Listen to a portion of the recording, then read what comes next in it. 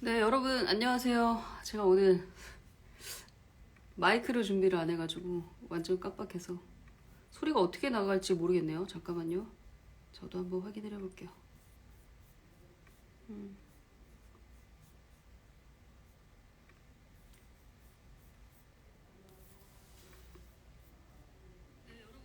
아이고. 네, 안녕하세요. 제가 항상 마이크를 들고 라방을 했었는데 오늘 제가 마이크를 집에서 안 가지고 와가지고 지금 마이크 없는 상태에서 하고 있거든요. 보윤, 내 목소리 잘 들리는지 한번 얘기해주세요. 뭐 어쩔 수 없지 뭐. 지금 마이크가 없으니까 이 상태로 해야지. 깨끗하게 잘 들려요? 아이폰 좋네. 마이크 없어도 되나 보네.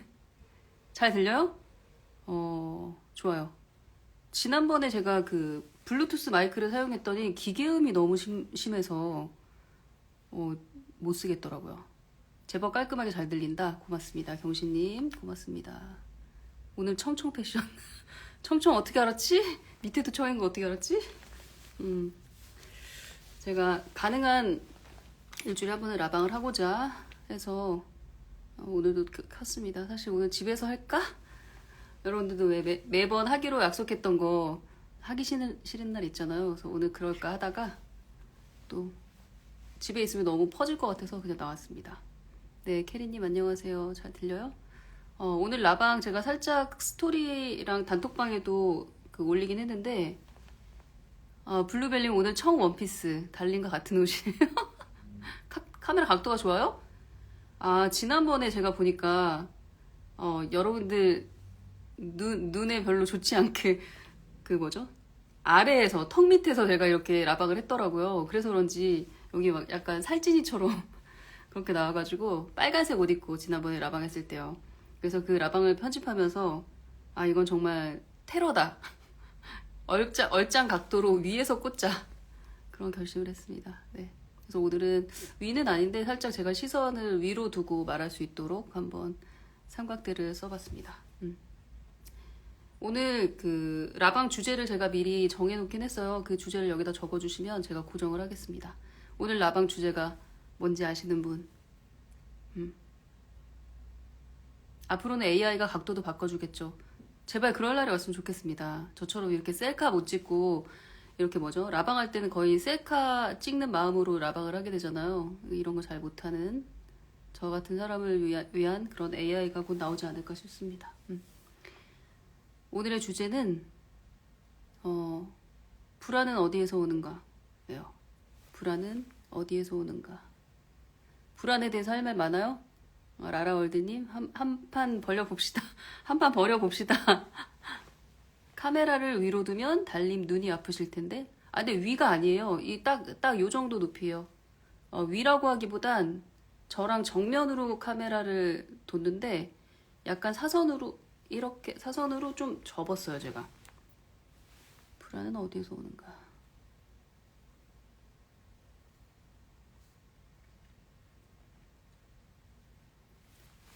그래서 제가 예전에 그 라방 주제를 이렇게 잡은 적이 있어요. 그 긍정 확언을 많이 해주는 게 좋다고 하잖아요. 그게 나 자신한테도 좋고 내 아이한테도 필요한 건데 나는 아무리 내가 긍정적으로 말을 하려고 해도 긍정적으로 말이 안 나간다 하시는 분들한테 제가 그 모든 부정적인 말을 다 나한테 말해보라고 내가 다 긍정으로 바꿔주겠다 그런 식으로 라방을 한번 한 적이 있거든요. 그래서 저는 여러분이 생각하는 그 불안, 모든 불안을 다 저한테 말해보세요. 제가 그 불안의 본질을 다가갈 수 있도록 좀 도와줄 수 있지 않을까 그런 생각을 해봅니다. 여러분들이 지금 만약에 불안하다면 무엇 때문에 불안한지 그리고 그 불안의 원인이 무엇인 것 같은지 그 불안의 근원 있잖아요. 그게 뭔지 한번 얘기를 나눠보면 좋을 것 같아요. 그 불안의 근원을 알면 사실 더 이상 불안이 아니죠. 그쵸? 이미 정복한 거지. 그런 얘기를 해주셔도 되고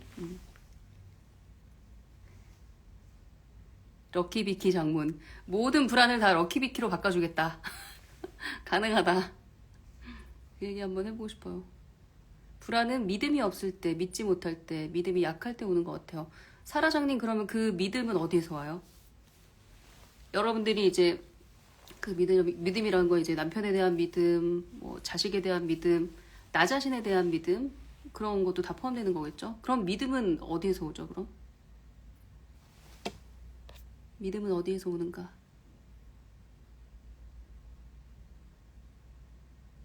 실체가 없는 불안이 많죠. 맞아요.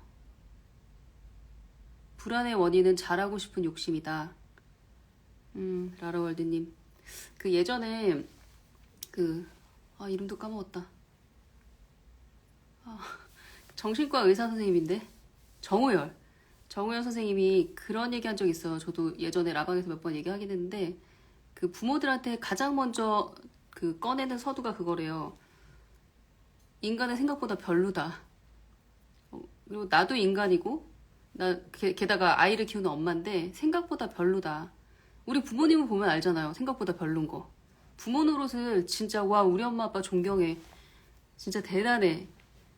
싶을 정도로 부모 노릇을 잘한 부모가 사실 거의 없지 않나요? 그런 부모를 만났다면 그분은 정말 행운인 거고 그걸로도 미루어 볼 수 있죠. 내가 그렇게 썩 뭐 엄청나게 훌륭한 부모가 되기는 힘들 것이다. 그게 내가 바보라서 그런 게 아니라 그 인간의 속성, 한계. 그걸 알면 사실 그걸 우선 정면을 바라보고 인정하고 들어가면 아이를 키우는 게 사실 그렇게 욕심을 부리게 되지 않을 거예요. 왜냐하면 나도 마음 먹었다가 내일은 또 흐트러지는 마음인데 애들은 뭐 오죽하겠어요. 그러니까 나 자신에 대해서도 너무 큰 욕심 내지 말고 자식에 대해서도 자식은 더더욱 욕심 내기가 어렵죠. 왜냐하면 내 뜻대로 안 되니까. 그래서 욕심을 걷어내면 진짜 아주 보송보송한 육아가 가능하죠.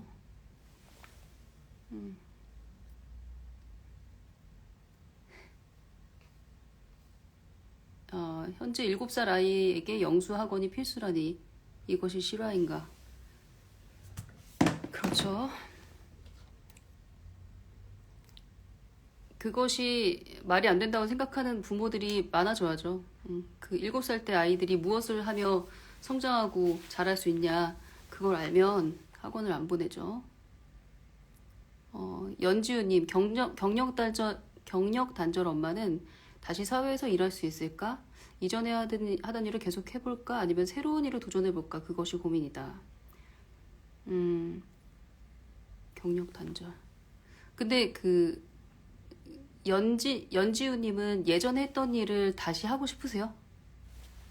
거기에 답이 있는 것 같아요. 예전에 했던 일이 너무 좋았고 완전 내가 원하던 직장이었고 원하던 업무였다. 그러면은 어떻게 해서든 다시 할 수 있도록 지금 경력 단절 상태에서도 내공을 키울 수 있는 여러 가지 공부를 하면서 내지는 스킬을 계속 스킬업 하면서 준비를 해서 하면 되는 것이고 예전에 그 일할 때 참 싫었지. 언제까지 이 일을 하고 살아야 되나 싶었지. 그러면 완전히 새로운 일에 도전을 해보시는 것도 괜찮겠고.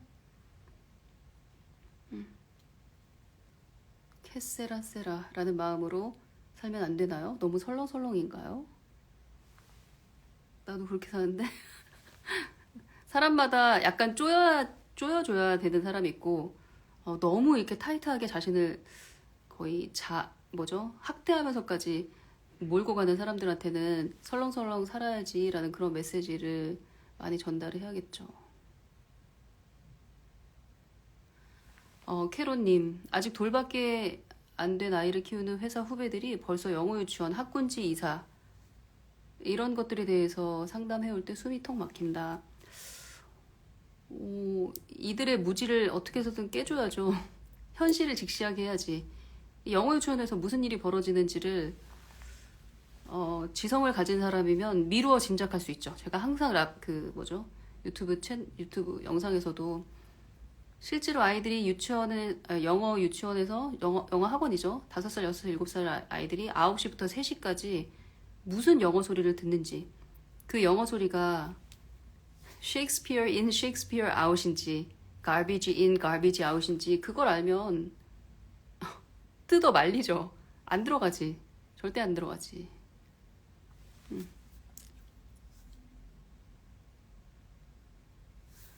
견빠님, 요즘 PT 받고 있는데요. 코어가 약하니까 힘을 받아야 할 근육이 아닌 관절이 아프고 엉뚱한 곳이 아프더라고요. 그게 불안이 아닐까 싶습니다. 나의 육아관, 인간관, 교육관이라는 코어가 탄탄한가를 우선 돌아봐야 할 것 같다. 맞아요. 너무 재밌는 비유다. 제대로 근육을 안 쓰면 무릎이 나가요. 관절이 나가고. 참 신기하죠? 왜냐면은 그 무게를 감당할 코어 근육과 예를 들어 뭐가 있을까? 허벅지 근육을 써야 되는데 그 무릎으로 발목으로 막 엉뚱한 뭐 허리에 너무 힘을 주면서 그걸 무게를 들어 올리는 거예요. 그러니까 근육은 안 생기고 부상만 생기지. 그래서 그 부상 치료하느라고 또 돈 들고 시간 들고 몸은 또 몸대로 고통스럽고 그런 거겠죠.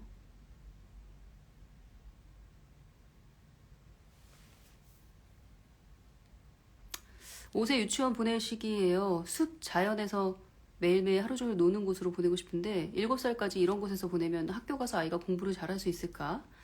이런 곳을 7세까지 보내는 것이 맞을까? 불안감이 든다. 근데 8살짜리가 학교 가서 공부 엄청 잘했으면 좋겠어요? 그 공부라는 게 뭔데? 숲에서 하는 공부가 진짜 공부 아니에요? 그리고 자연 속에서 아이들이랑 같이 친구들이랑 같이 소통하면서 밀당도 해보고 그리고 자연을 가지고 별의별 놀잇감을 스스로 만들어서 상상하면서 노는 거 그게 가장 값진 공부 아니에요? 무슨 공부를 잘하시길 원하시는 거예요? 단원평가 100점 맞는 거? 그래서 뭐하게? 학교에서 배우는 단원평가 이런 건 그냥 상식적인 수준이죠. 아이가 집에서 엄마가 책을 많이 읽어주고 대화를 많이 하고 그림 그리고 글 쓰면서 표현했던 아이라면 학교 공부는 즐거울 수밖에 없어요. 왜냐면 쉽거든. 재미있고 그리고 자기를 뽐낼 수 있고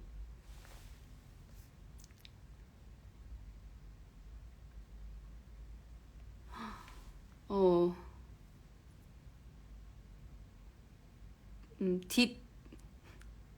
딥님 너무 길어서 그냥 짧게 읽을게요.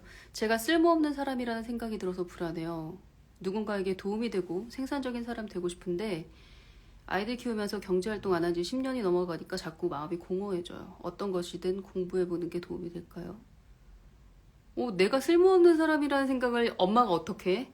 엄마는 날마다 애 밥 해주고 먹여주고 재우고 깨끗하게 집안 청소해서 쾌적하게 만들고 이보다 더 쓸모 있을 수 있나? 이거 다 외주를 준다고 생각해봐. 그 사람한테 어마어마한 돈 줘야 될 텐데 엄청나게 생산적이고 도움 없으면 안 될 도움을 주는 분이 왜 그렇게 생각하세요? 경제 활동을 안 한 거 경제 활동보다 훨씬 값진 거 지금 하고 계시고요. 그거 다 외주 준다고 생각해 보세요. 남편한테도 얘기해 보세요. 예를 들어서 그 도우미 아주머니를 써서 하루 종일 지금 딥님이 하시는 일을 한다고 생각을 해보세요. 그쵸? 엄청나게 생산적인 일 하고 계신 거고 그리고 아이들을 키우면서 단순히 물리적으로 애들을 돌봐주고 먹이고 재우고 하는 것뿐만 아니라 정서적으로 심리적으로도 굉장히 많은 공부를 하잖아요. 굉장히 많은 부딪힘이 있고 내 마음에 어떤 감정의 요동이 있고 그런 걸 관찰하고 돌이켜보고 이 감정은 뭐지? 하고 생각해보고 내가 생각이 잘 안 돌아가면 그런 생각을 미리 했던 작가들이 그런 소설 속에 또 그 아주 뭐죠? 내밀한 그런 대사를 그런 속마음을 다 글로 표현한 사람들이 있잖아요. 그런 인생 선배들의 책을 읽으면서 생각을 하고 생각을 깊이 해가는 것 자체가 그 어떤 공부보다 더 값진 공부가 됩니다. 너무 막연할 것 같겠지만 제프리님 불안은 엄마들 브런치 모임에서 온다. 그런데 저는 사실 제가 평촌에서 오랫동안 살았고 평촌에서 살던 사람들이 보통 영유 보내고 학원 가에서 애들 막 거의 뭐죠? 아침 9시에 가서 밤 9시까지 수학하고 막 초등학생들도 막 그런 식으로 공부시키는 그런 곳에서 학원과 바로 옆에서 살았는데 엄마들 브런치 모임 하면 이제 이런저런 얘기를 하면서 우리 아이는 이걸 놓치고 있었네. 이것도 해줘야 되네. 저것도 해줘야 되네. 사람들이 이제 막 불안해 하잖아요. 그걸 보잖아. 근데 나는 그걸 보면서 같은 젊은 엄마인데 저걸 왜 따라하려고 하지? 저게 왜 불안하지? 오히려 저는 그게 되게 신기했어요. 사람들이 이렇게 우르르 몰려가는 게. 그리고 초등학교 고학년 되면 다 대치동으로 이사 가더라고요. 여기서 어떻게 아이 키우냐고. 그래서 그 대치동으로 이사 간 사람들이 과연 그 말로가 그들이 원하는 명문대 뭐 좋은 결과를 얻었나? 그것도 아니거든? 그리고 설사 얻었다 하더라도 그 속이 어떻게 되는지는 모르죠. 그리고 설사 자기가 원하는 그런 대학 아이를 보냈다 하더라도 그 아이가 불행하면 불행한 거 아니겠어요? 그러니까 겉으로는 알 수가 없는 거예요.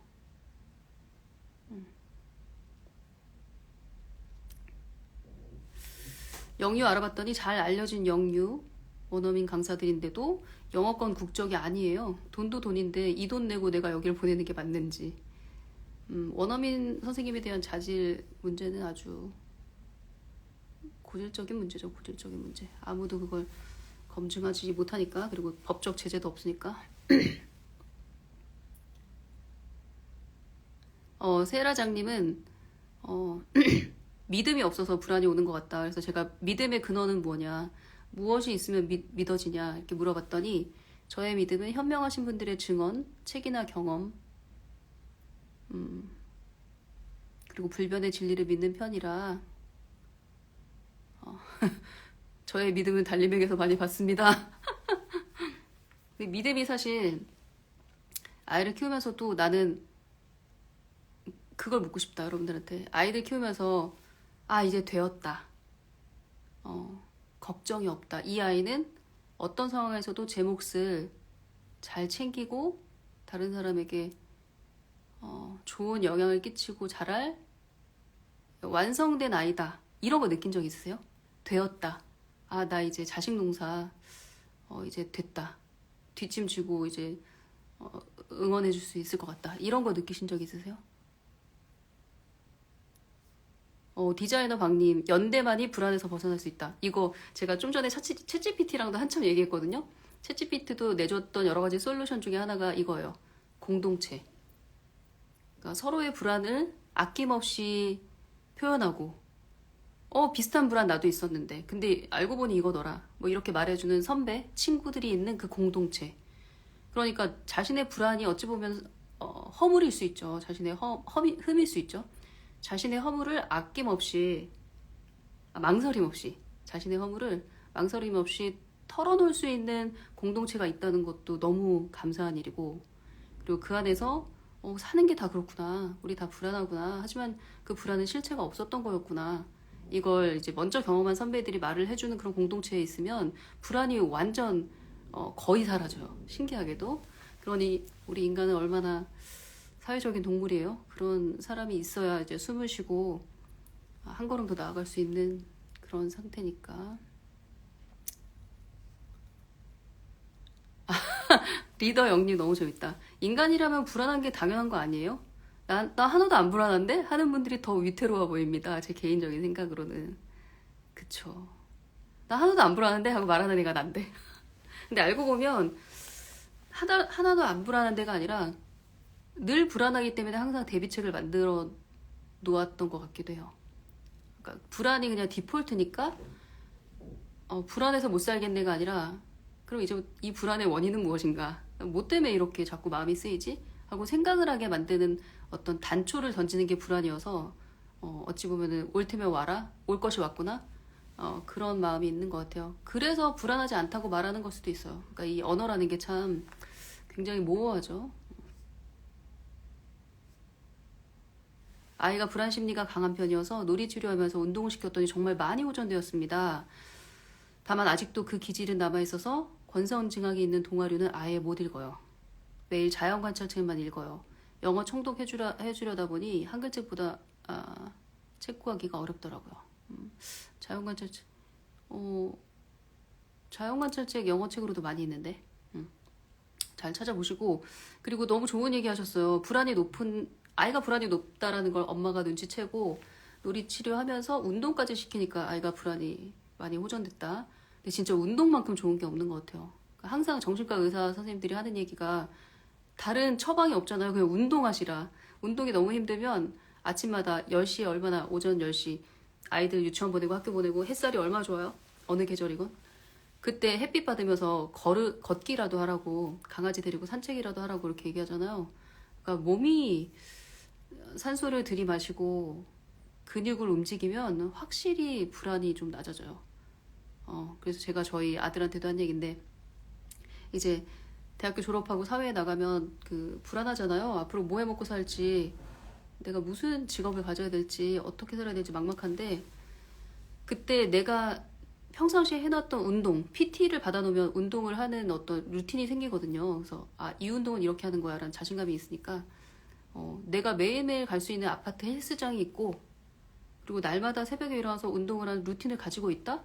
그러면 저는 그 어떤 백수도, 그게 뭐 물질적인 실제적인 백수든 정신적인 백수든 불안 없이 하루하루 너무너무 활기차게 살 수 있다고 확신해요.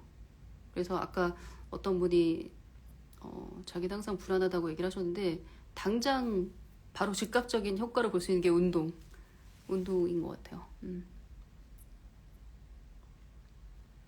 여기서 어떻게 애를 키웠나, 시골에 사는 사람은 웁니다.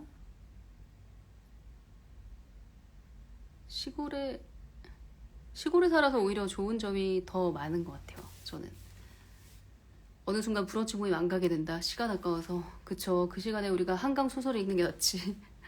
그 수많은 여류 작가들이 아이를 키우면서 그 자신의 일에 대한 열정을 어떤 식으로 창작으로 소화했는지, 그걸 보는 것도 전 되게 좋은 것 같아요. 여성 작가들, 그게 뭐 소설가일 수도 있고 화가일 수도 있고 뭐 다양하지만, 그런 분들의 작품이나 글을 읽는 것도 굉장히 큰 위로가 되더라고요. 남자 작가들한테는 니들이 알아? 니들이 이 세상을 알아? 이렇게 질문할 수 있는 그런 작품들 있잖아요. 그런 것도 되게 좋은 것 같아요.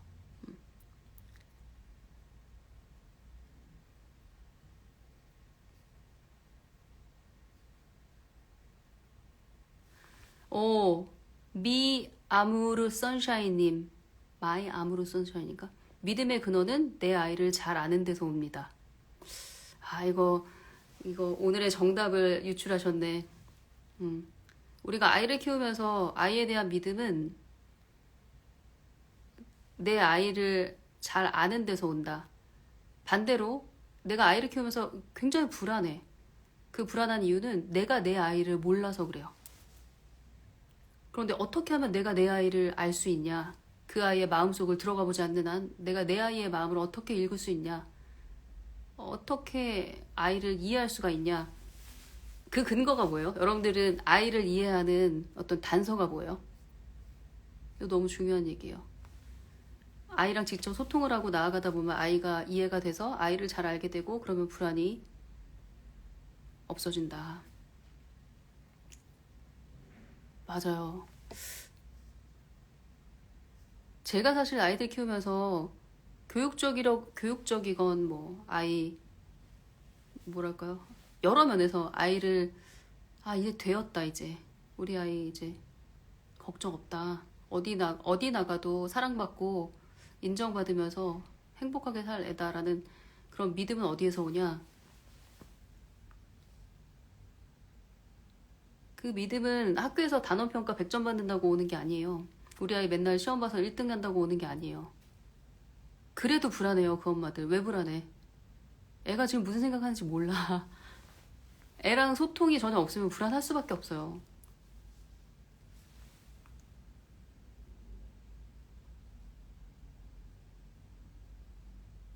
오경신님, 영유에서 일하는 원어민 친구들이 대체 한국 엄마들 아이들을 영어 유치원 왜 보내는 거냐고 묻더라고요.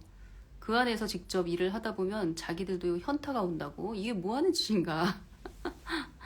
그게 난 제일 부끄러워요. 그 영어 유치원 원어민 교사가 대한민국 엄마들을 어떻게 바라볼 것인가, 이 현상을 어떻게 바라볼 것인가. 자기네 나라 가서 다 증언할 거 아니에요. 또 스토리텔링 할 거 아니야. 그게 되게 자존심 상한다.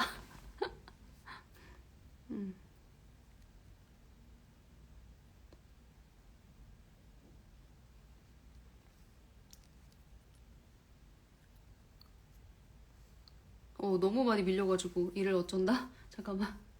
제가 여기 지금 얘기하고 있네요. 아이들의 마음을, 아이들을 언제 이해하게 되냐. 잠깐만요.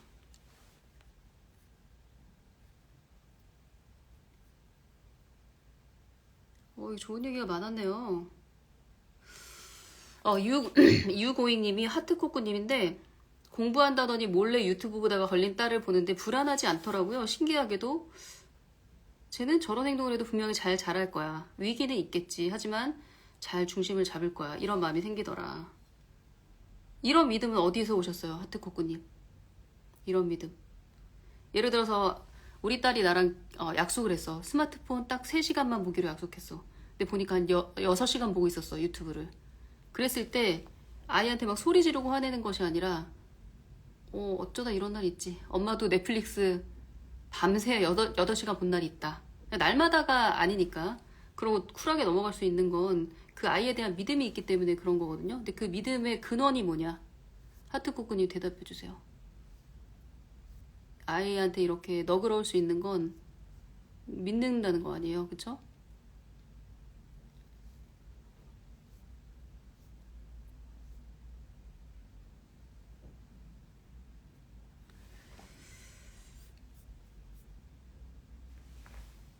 새벽달님도 아들 영유 보낸 거로 아는데 후회하시는 건가요? 어, 저희 아이가 폴리를 갔을 때는 저는 별로 생각이 없었어요. 왜냐면 우리 아이가 그 폴리 가기 전에 이미 챕터북 레지트리하우스를 편안하게 읽고 영어로 일기 쓰는 수준의 아이였기 때문에 영유에 가서 거의 물고기와 물 만난 듯 재밌게 잘 살았죠. 그리고 오픈 클래스 가보니까 뭐 워낙에 문제를 빨리 풀어요. 근데 영어 유치원에서 하는 게 뭐 문제 푸는 거잖아 다. 그때는 왜 그게 문제의식으로 다가오지 않았나 모르겠어요. 그때 욕심이 있었나 보지. 공부하려면 이렇게 해야지. 막 이런 생각을 했었나 보지. 그래서 그런 거 문제 다 풀고 옆에 있는 친구들 도와주고 막 그러고 있더라고요. 반장 노릇을 하고 있더라고요. 그리고 레벨 테스트도 전 나중에 알았는데 애들은 다 그 레벨 테스트에서 상위반을 가기 위해서 과외를 받고 있더라고요. 폴리 과외 선생님도 돈 많이 벌었어. 그 동네에서. 근데 저희 아이는 한 번도 그런 걸 한 적이 없어요. 그리고 레벨 테스트도 항상 높은 점수였기 때문에 첫 번째 반 아니면 두 번째 반 이렇게 높은 반이었거든요. 한 5개 반이 있었나 그때? 6개 반이 있었나? 근데 그래서 저는 후회를 하는 건 아닌데 왜 내가 그거 말고 더 좋은 선택이 있었는데 왜 그걸 보냈을까라는 마음이 있어요. 근데 저도 워킹맘이었고 애를 어떻게 해서든 오랫동안 잡아두는 곳이 필요했고 그 폴리가 저희 아이가 다니던 그 피아노 학원 바로 옆에 있는 건물이에요. 그래서 이동하기가 좋았어요. 그래서 그 유치원 끝나자마자 바로 피아노 학원으로 제가 픽업할 필요 없이 저는 회사에 있고 아이가 걸어서 바로 옆 건물이니까 갈 수 있는 그런 거리였기 때문에 그 후회는 안 하는데 둘째는 안 보냈죠. 왜냐면은 한 5년간의 터울이 있었고 그동안 영어 유치원에서 내가 얻는 것이 무엇인가라는 생각을 하게 됐죠. 하트꼬꾸님. 아이에 대한 믿음이 어디에서 오냐. 스스로 자기가 잘못한 걸 잘 알고 이렇게 시간 낭비한 걸 후회하는 아이를 보면서 얘는 알아서 하겠구나라는 그런 믿음을 가질 수 있었다. 하트코코님 같은 경우에도 아이랑 대화를 굉장히 많이 하는 분이에요. 그러니까 아이랑 대화를 많이 하다 보면 아이가 자기 얘기를 서슴없이 엄마한테 표현하고 어떤 문제에 직면했을 때도 다 가감 없이 이렇게 표현할 수 있는 힘이 있는 아이거든요. 그래서 이렇게 서로 마음을 소통하면서 대화라는 관계다? 그러면 사실 믿음은 거기서 오는 것 같아요. 그리고 어떤 오해도 대화로 풀 수 있는 그런 사이면 여기 좋은 말씀 하셨네요. 새벽 달리면 말씀하신 되었다. 나 아이 잘 키웠다. 이제 됐다. 라는 느낌 저는 큰애한테 받았습니다.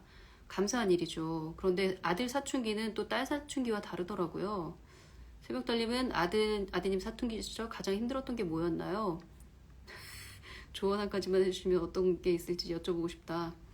지금 현재 둘째 중학생 시기가 유일한 걱정이자 불안이었다.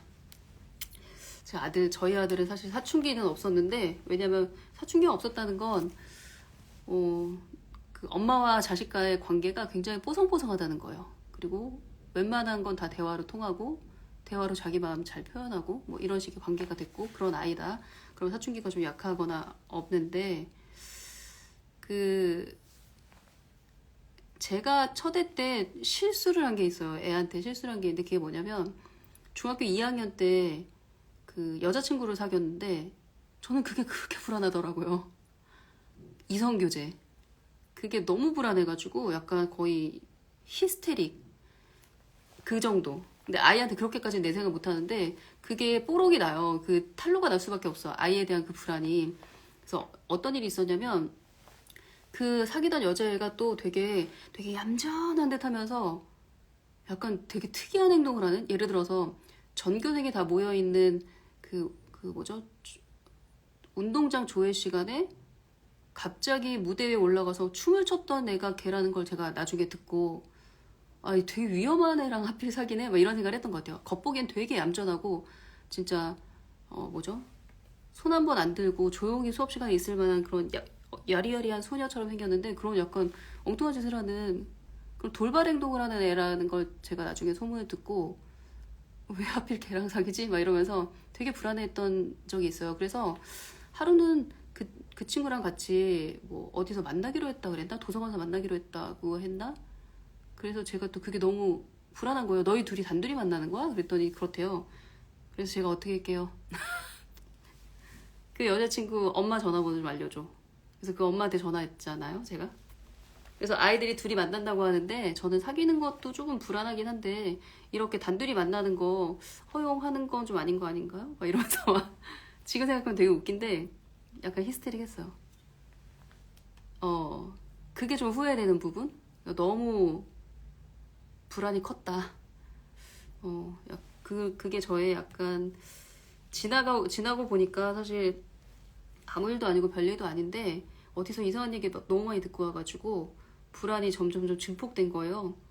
그런데 아이랑 같이 차분히 앉아서 얘기를 하는 것도 중요하지만 내 불안이 좀 비정상적으로 좀 높다, 치우쳐져 있다. 그럴 경우에는 진짜 좀 걷잡을 수 없는 것 같긴 해요.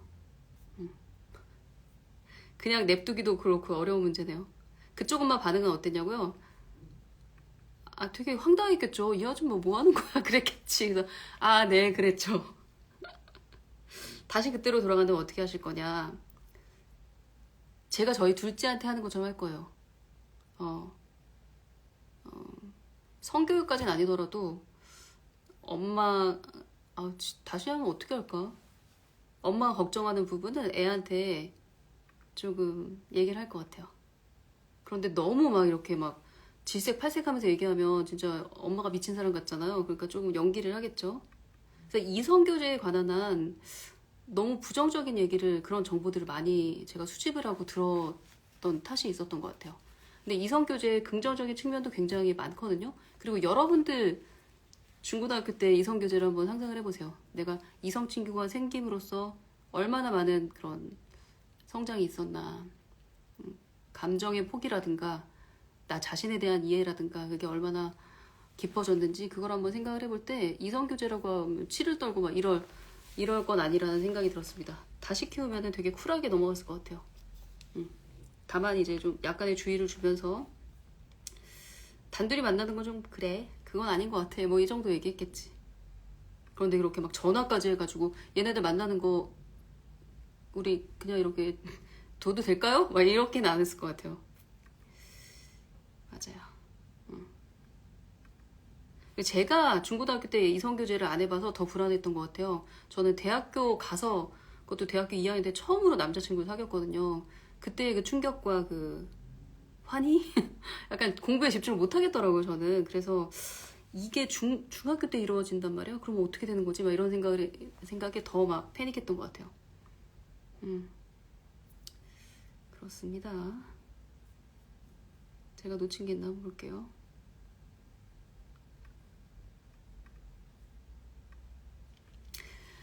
다시 본론으로 와서 아이 뭐야 이거. 저도 학창시절에 이성교제를 안 해봐서 잘 모르겠는데 긍정적 효과는 뭘까요? 긍정적 효과. 이성교제를 해보셨으니 아실 거 아니에요, 그쵸? 이성교제 하고 나서 남편 만난 거, 이성교제로 만난 남편이랑 지금 결혼한 거 아니에요, 그쵸? 완전히 새로운 세상이 열리는 거죠. 새로운 세상. 아, 내가 이런 인간이었나? 뭐 이렇게까지 집착이 강했나? 뭐 이런 거. 그러니까 그 원초적인 그 나의 모습을 발견할 수 있는 유일한 계기가 이성 간의 교제겠죠. 그리고 내가 무슨 짓을 해도 나를 100% 신뢰하고 오로지 내 편이 되는 그런 사람이 하나 생기는 거잖아요. 그러니까 거기에서 오는 어떤 안도감 내지는 이 사람이 언제든 나를 떠날 수 있을 거라는 생각을 하다 보면 이제 거기에서 오는 인생 보상 이런 거 긍정적인 효과 너무 많죠. 이성교제를 하지 않으면 경험하지 못할 세계가 되게 크잖아요. 긍정적인 효과가 아주 크죠. 자존감이 올라가는 것도 있고 나를 이렇게 사랑해주는 사람이 있구나 라는 거. 그리고 사랑이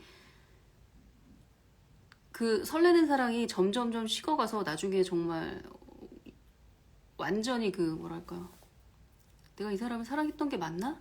라는 생각이 들 정도로 메말라져 가는 그 과정, 그걸 경험할 수 있는 게 이성교제겠죠. 인간에 대한 기대도 많이 현실적으로 내려오게 되고,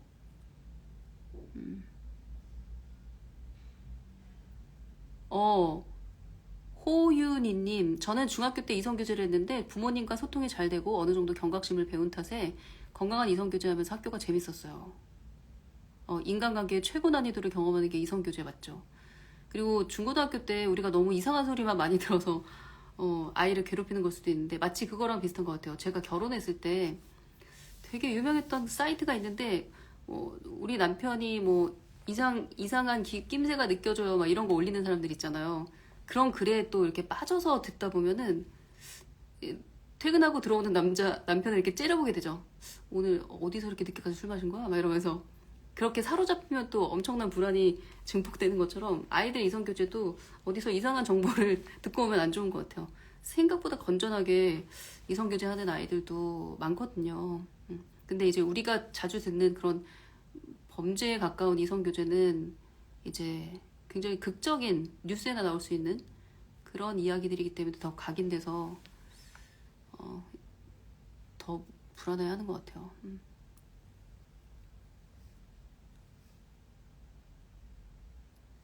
그리고 아들 가진 엄마 입장에서는 딸들이 되게 야무지잖아요. 그러니까 우리 아이가 좀 약간 우유부단하고 이렇게 뭐 그러면 그런 거고 아니면 아닌 거고 막 이런 아이면 아주 똑 부러지는 여자친구 중고등학교 때 차라리 사겨라. 그래서 그 여자친구가 우리 아이를 키우게 만드는 그런 전략도 좋더라고요. 그러니까 제가 첫째 때는 너무 그렇게 이성교제에 대해서 막 질색팔색했는데 둘째 키우면서는 오히려 둘째가 여자친구가 생기면서 조금 엄마한테 얻을 수 없는 어떤 위로나 전폭적인 그런 지지를 얻는 것 같아서 좀 고마웠어요. 이름 모를 여자친구한테. 저한테는 말을 안 해서 제가 하도 그렇게 질색팔색하는 거 어린 시절에 봤기 때문에 저한테 여자친구 얘기 안 하더라고요. 둘째는. 근데 있는 것 같았어요. 고등학교 때. 근데 약간 자기는 뭐 여사친이라고 말하는데 그런 친구가 있는 거, 그러니까 동성 친구가 줄 수 없는 걸 또 이성 친구 혹은 여사친이 줄 수 있거든요. 그래서 저는 다시 키우면 당연히 쿨하게 약간 중립적인 그런 시선에서, 그러니까 한쪽으로 치우친 시선이 아니라 이성교제가 가지고 있는 명암, 이걸 잘 인지하면서 관찰할 것 같아요. 아이랑 대화하고.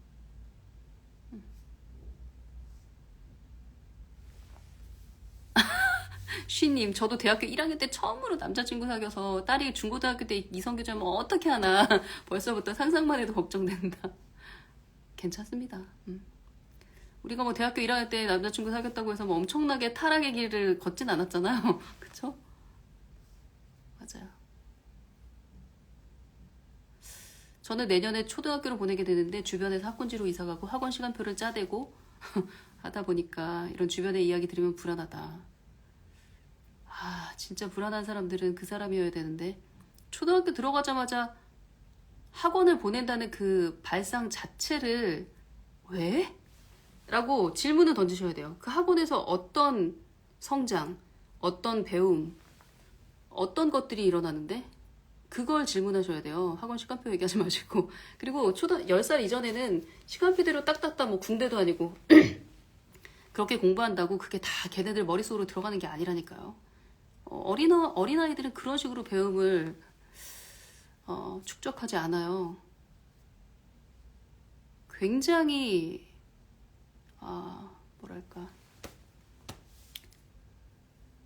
섬세하게 가셔야 돼요. 학원에서 학원 시간표대로 자 1교시는 뭐 국어니까 국어 문제 풀어, 2교시는 수학이니까 수학 문제 풀어, 이렇게 해서 초등학교 1학년 아이의 국어 능력과 수학 능력이 높아지지 않습니다. 바보로 만드는 지름길이라고 할 수 있죠.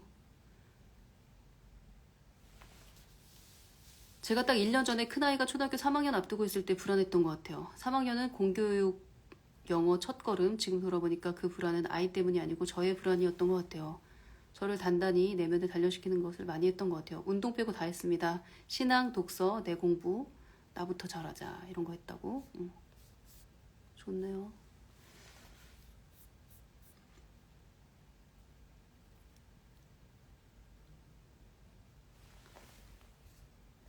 그래요. 잠깐만요. 주희팡님, 아직 만 3세도 안 되는 아이를 두고 벌써부터 뒤처져 있는 거 아닌가? 교육 격차를 걱정합니다. 내년에 유치원 보내는데 벌써부터 불안합니다.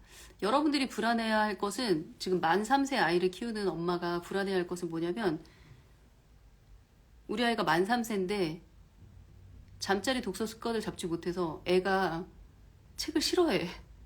난 그게 제일 불안한데? 왜냐면 우리가 엄마로서 아이가 책을 읽을 수는 있는 문명인으로 만들어야 되거든요. 그게 가장 어려운 미션이긴 해, 지금. 그래서 그런 어떤, 우리 집안에 우리 아이들에게 좋은 습관을 길러주는 어떤 규칙이 없는 거. 그게 가장 불안해야 되고, 걱정해야 될 일이에요. 예를 들어서, 식사 전에 손 씻는 거, 그리고 밥 먹고 나서 양치질 하는 거, 잠자기 전에 엄마 책 읽어주는 소리를 들으면서 코 자기. 식사 시간에 이런저런 대화를 나누는 거. 그러니까 이런 어떤 리추얼, 루틴이 없는 게 불안한 거예요. 교육 격차가 문제가 아니라, 우선 1차 목표는, 유치원생을 키우는 엄마들의 1차 목표는 우리 아이가 장편 소설을 숨을 죽이고 앉아서 1시간 동안 들을 수 있는 힘이 있는지 없는지, 그 힘만큼은 키워주자 라는 마음으로 목표를 가지치기 하세요. 다. 그래서 글을 읽을 수 있는 인간으로 키우면 학교 들어가서 수업하는 거, 시험 보는 거, 그게 뭐가 대수예요. 그게 무슨 문제예요. 이런 장편 소설을 6살, 7살 때 읽던 애들인데. 교육 격차가 웬 말이에요. 이미 격차가 벌어져서 이렇게 높은 수준으로 초등학교 입학하는구만. 진짜 불안해할 것이 뭔지 한번 다시 한번 생각을 해보세요. 한 글자 좋아하면 너무 좋고, 장편 소설 잘 읽을 수 있을 정도로 책 읽고 이야기 많이 나누고 소통하는 연습하는 거예요. 아이도 연애랑 똑같아. 아이도 자기 마음을 꺼내서 말로 표현하는 게 서툴고, 엄마도 어른이랑 얘기하고 싶지 애랑 얘기 잘 못하잖아요. 그거 연습하게 해주는 게 잠자리 독서예요.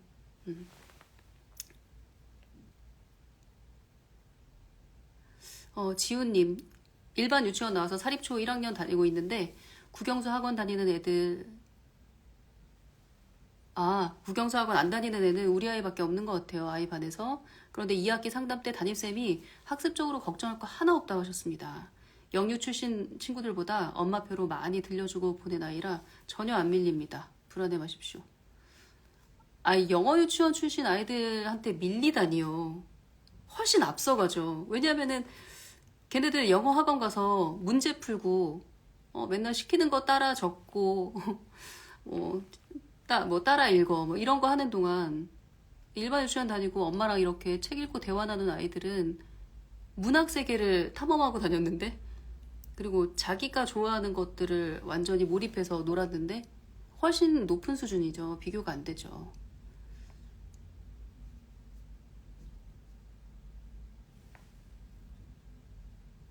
칠세 아마 잠자리 독서 정말 열심히 했는데 아직도 한글을 못 댔다. 7세인데 한글을 못 대는 거는 너무 당연한 거 아니에요? 한 7, 80% 아이들이 7세에 글자 못된 상태에서 학교 들어가잖아요. 그게 통계적으로도 그래요. 음소 인식력.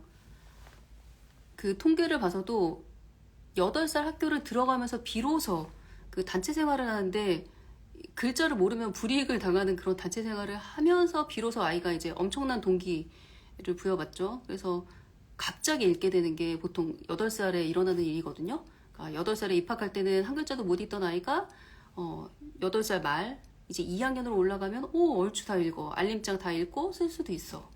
이거는 너무 자연스러운 거라서 전혀 걱정할 거 없고, 오히려 집에서 엄마가 가르치면 아이를 더 불안하게 만드는 거기 때문에 잘 되려는 아이도 망치니까 가르치지 마세요. 가르치지 마시고 책을 읽어주세요. 책을.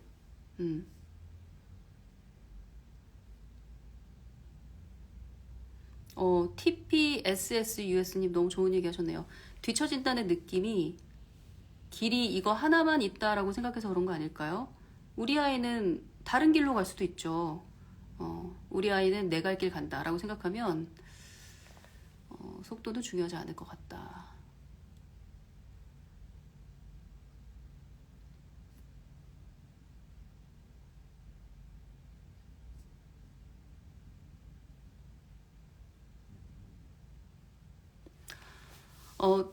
DUF님, 근데 교육격차 얘기에서 나오는, 그러니까 EBX 교육격차 그 다큐멘터리에서 나오는 오리초처럼 학군지라도 기피 학군이라 한 반에 5명밖에 안 돼요. 이제 입학하는데 애들이 너무 적네요.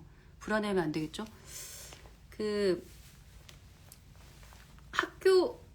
학교에 아이들이 적은 건 어쩔 수 없는 현상이잖아요. 그렇죠?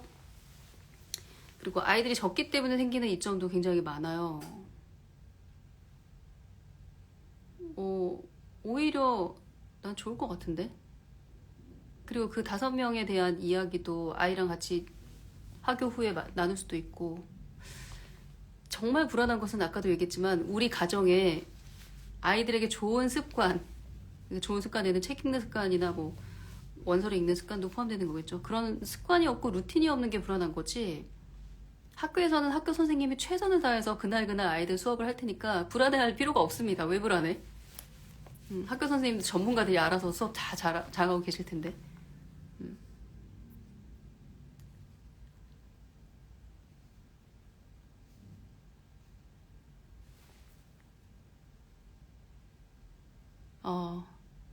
투포 신티아님, 엄마의 불안으로 영어학원을 보냈다가 결국 내가 생각한 대로 그런 곳이었구나 싶어서 8살 남아 영어학원 끊었습니다. 학원을 안 가니까 시간이 여유가 있어서 종이 접기하고 필사 시작했더니 아이와 점점 사이가 좋아지네요.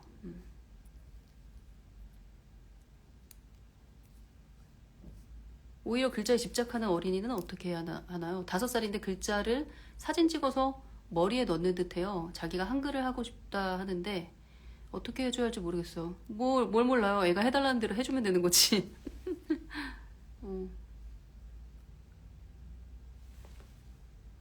초등학교 1학년 여아가 글밥 많은 책에 빠져서 아빠 엄마가 그림책 읽어주는 걸 거부해요. 본인이 읽는 게 더 빠르니 재미없대요. 그림책이. 글밥 많은 책 조금씩 읽어주는 게 좋을까요? 이것도 아이가 이미 다 결론을 얘기했잖아. 솔루션을.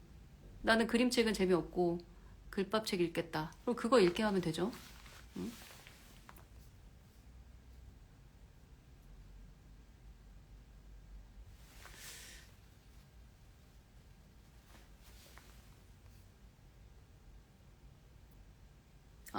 아까 첫째 유치원 때 영어 일기를 쓰셨다고 했는데 어찌 시작하셨을까요? 시중에 나와 있는 라이팅 책 도움을 받아도 될까요? 그 라이팅 책 그런 교재 절대 안 되지. 제 블로그 가시면 그 라이팅 히스토리라고 저희 아이가 어떤 식으로 처음에 일기 쓰기 시작했는지 좀 적어놨어요. 별거 없어요. 그냥 아이가 내뱉는 말을 제가 받아 적었어요. 일기장에. 그리고 뭐 그런 적도 있고 6살 때는 아이가 한국어로 일기를 쓰면 제가 그거를 영어로 바꿔서 써주고 아이는 거기다 그림 그리고 뭐 이런 식으로 시작했죠. 하루에 한 페이지를 글자나 그림으로 채운다. 이렇게 생각하고 영어 읽기 시작했어요. 그리고 늘 이렇게 영어책을 챕터북으로 읽는 아이들은 영어 라이팅 책의 도움을 왜 받아요? 그 재미없는 책을. 그래봤자 문제집인데. 자기 생각을 그냥 편안하게 쓸 수 있어야 즐겁고 내일 또 쓰고 싶고 내일 또 쓰고 싶고 나중에 소설까지 쓰잖아요. 그런 라이팅으로 이어지는 거지. 이렇게 학원에서 문제 푸는 것도 지겨운데 집에서 엄마가 또 문제집을 풀라고 해. 라이팅 책으로. 보캐블러리 책으로. 이거 너무 지겨운 거죠. 이게 글쓰기를 체계적으로 해야 된다라는 착각이 있어서 그래요. 체계적인 것의 가장 치명적인 단점은 지겹다는 거예요. 근데 7살짜리 아이가 시간표에 맞춰서 그 문제집을 푸는 걸 즐겁게 한다? 그런 7살 없어요.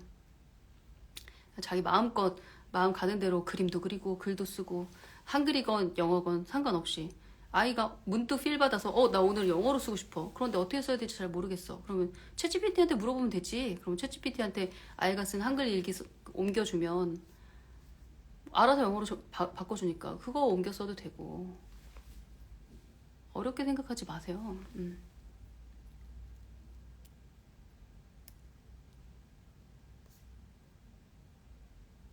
ORT 같은 리더스를 너무 이른 나이에 빨리 읽어주면 재미없어 할까요? ORT는 리더스북이지만 형태가 리더스북일 뿐이지 내용은 되게 재밌는 이야기책이에요. 저희 아이는 3, 4살 때도 되게 재밌게 읽었는데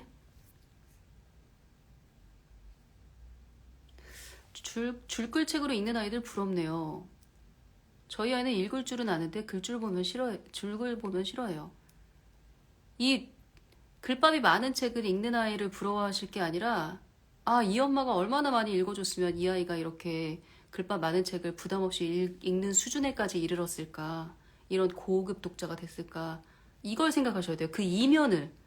그러니까 영어 원서 잘 읽는 아이 부럽다. 저 집 아들은 저런데 왜 우리 집 아이들은 이 모양이냐. 이러면 안 되고 그 집 엄마가 어떤 환경을 만들어줬을까. 지난 세월 어떤 영어 소리 노출이 있었을까. 그걸 그 이면을 생각할 수 있는 엄마여야죠. 그렇게 되면 바로 해야 될 일이 생기지. 오늘부터 우리 아이한테 책을 읽어주든가 아니면은 그 내가 영어책 읽어주는 건 힘들고 너무 글밥이 많으면은 오디오북이라도 틀어주든가. 그리고 글을 읽는 거랑 한글을 읽을 수는 있죠. 7살, 8살짜리 아이도. 그렇지만 200페이지, 300페이지짜리 줄글 책을 편안하게 읽을 수 있는 7살 아이는 없어요. 엄마가 읽어주셔야죠.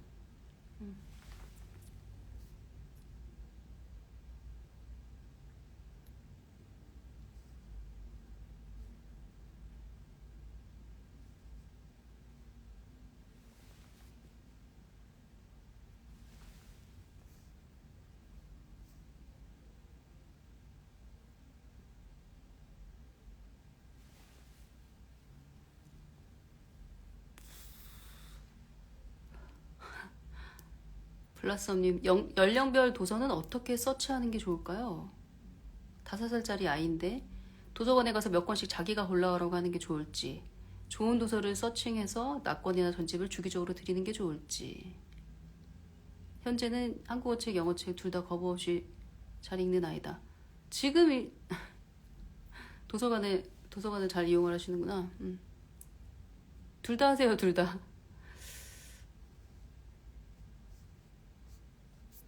아이고. 그래요.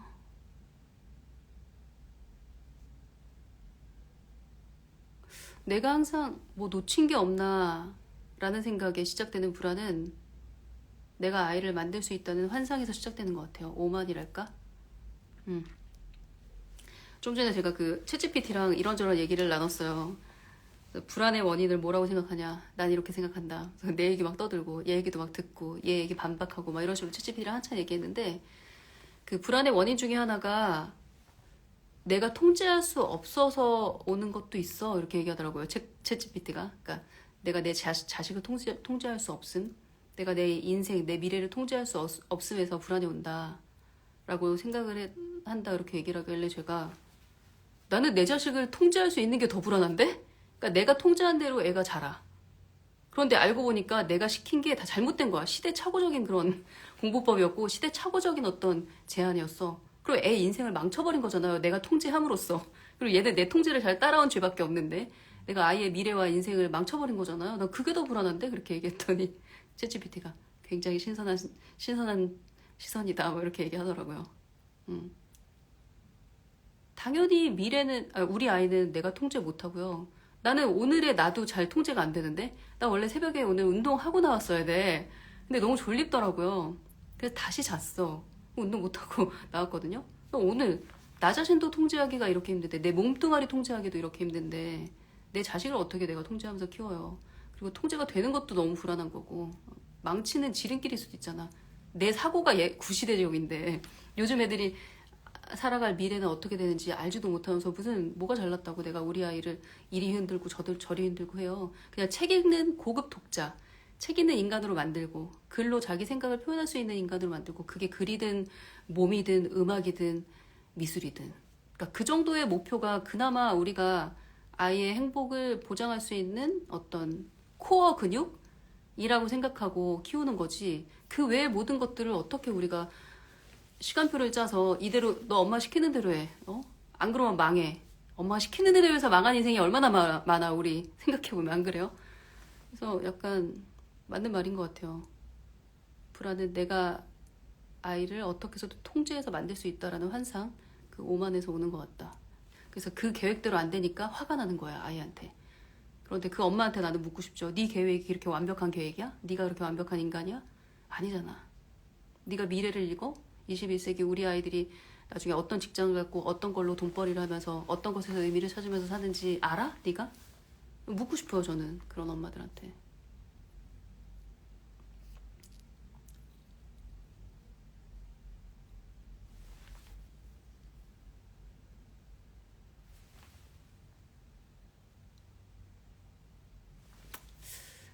저희 아들 친구가 영어를 전혀 모르는데 돌봄 친구가 영어 모른다고 놀렸다고 속상해하는데 영어를 처음으로 접해야 한지를 영어를 처음으로 접하는데 어떻게 해야 되냐 달마구치 들어오세요. 그리고 누가 영어 못한다고 놀렸다면 그 놀린 사람이 얼마나 어리석은가 얼마나 무지한가를 이제 아이한테 설명을 해주면 좋죠.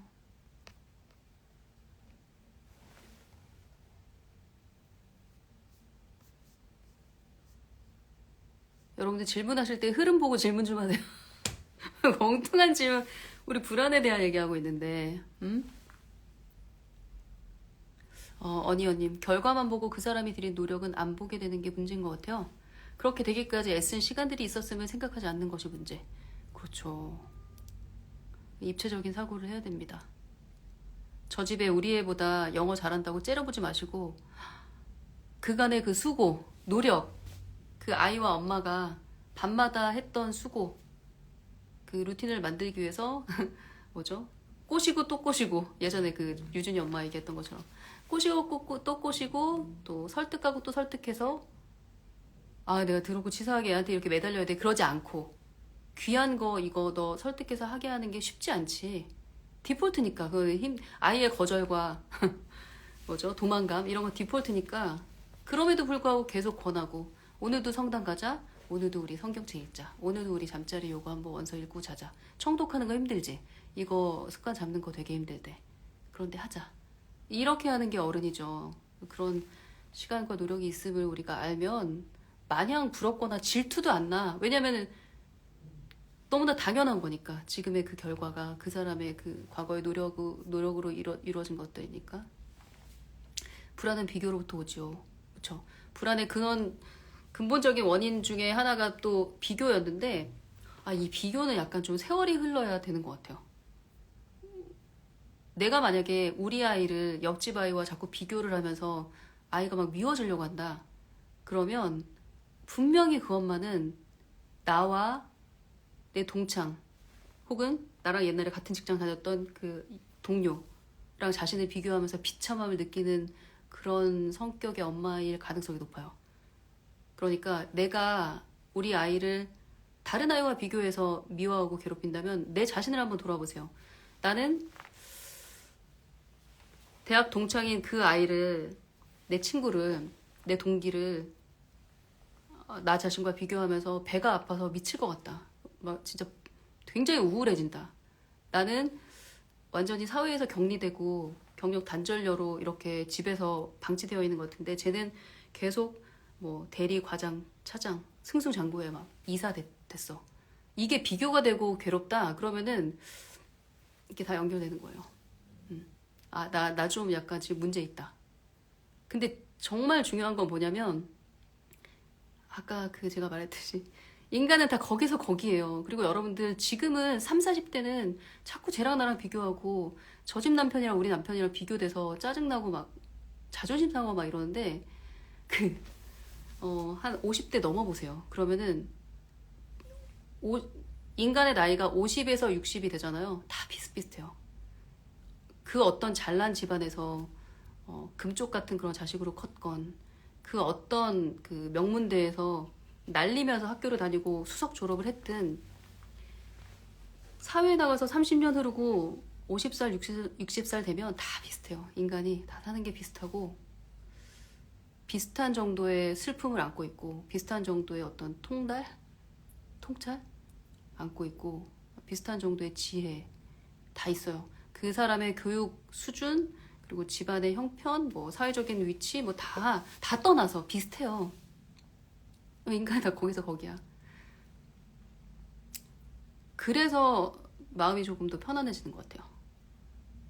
그래서 누가 나이가 들면 들수록 우울하대. 난 사실 더 몸이 가벼워지고 행복한 일들이 더 많아요. 감사할 일도 더 많고 그렇습니다. 그래서 비교는 아직 너무 젊고 젊어서 그렇다.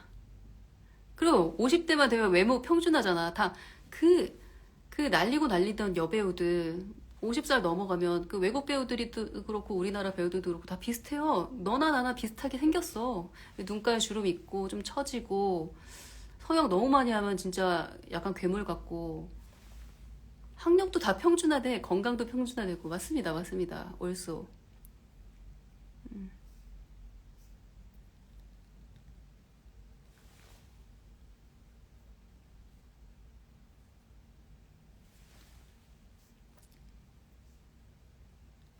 저 손톱도 예쁘죠? 저 이 손톱색이 너무 예뻐서 기분이 좋아져요.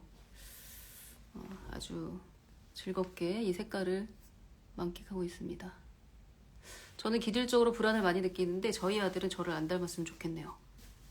엄마가 이제 변하면 되지. 엄마가 변해야 아이도 안 불안하죠. 엄마의 영향을 정말 많이 받는 것 같아요. 제가 또 이렇게 아이들이 아빠의 영향을 받기보다 엄마의 영향을 많이 받는다 이런 식의 메시지를 던지면 또 제가 이런 식으로 얘기하면 여러분들 어떤 생각이 드세요?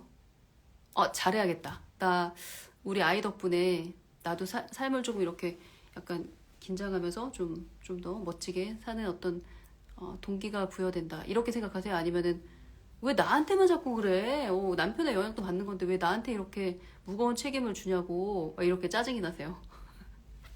네, 거기에서 모든 것이 출발하는 게 난 너무 신기해. 그죠? 그런 얘기 들으면 아이들에게 직접적인 영향을 주는 심지어 이 표정이나 눈빛 포함, 목소리 톤 포함해서 직접적으로 영향을 주는 사람이 나라는 얘기를 들으면 나 좀 잘해야겠다. 그리고 나만 잘하면 되는 거잖아.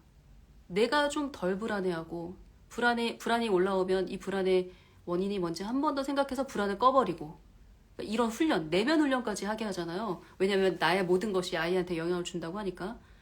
보통 이렇게 긍정적으로 해석하는 엄마들은 그렇게 밝게 아이들 잘 키워요. 그런데 그 말을 듣자마자 야, 새벽달이 엄마의 표정, 목소리 톤 이런 게 아이한테 직접적으로 영향을 준대. 왜 나한테만 일 시키냐고. 저 남편 저 맨날 뒹굴면서 넷플릭스 보는데 쟤한테도 일 시켜. 왜 나한테만 영향받는다 그러냐고. 쟤랑 나랑 반반이 섞인 아이인데 이런 생각을 하시면 거기서부터 이제 끊기는 뭐가 안 되는 거예요. 아무것도 일어나지 않고 오히려 굉장히 상황이 악화되죠.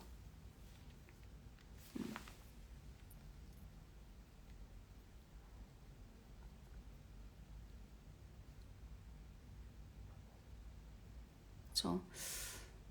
내가 우리 아이한테 우주라면 그리고 나의 말 한마디 한마디가 아이한테 영향을 준다? 나 좀 잘 살아야겠다. 나 대충 살려고 했는데 너 덕분에 운동도 하고 핸드폰도 좀 네가 학교 갔다 오면은 좀 이렇게 덮어놓고 괜히 책 읽고 신문 읽고 우리 아이 덕분에 내가 성장한다. 내가 내 삶을 이렇게 추스릴 수 있다. 이렇게 긍정적으로 생각하는 게 정말 중요한 것 같아요. 안 되면은 대사라도 써서 연습이라도 모닝 글쓰기에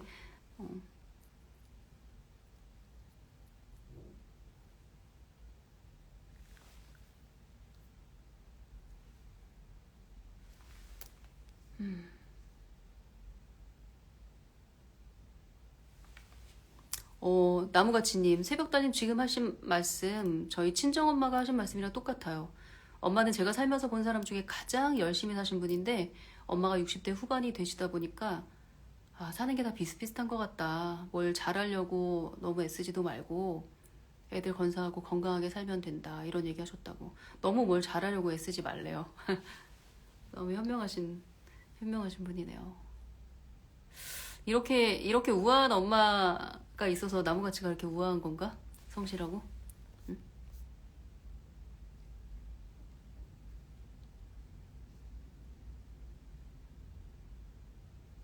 귤나무님, 저희 신랑이 제가 4명이나 있어서 힘들대요.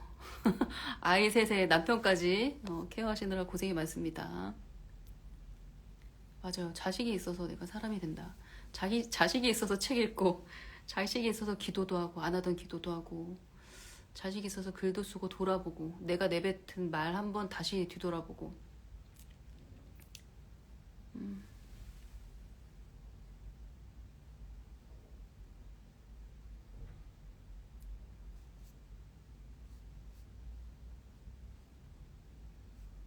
그렇습니다.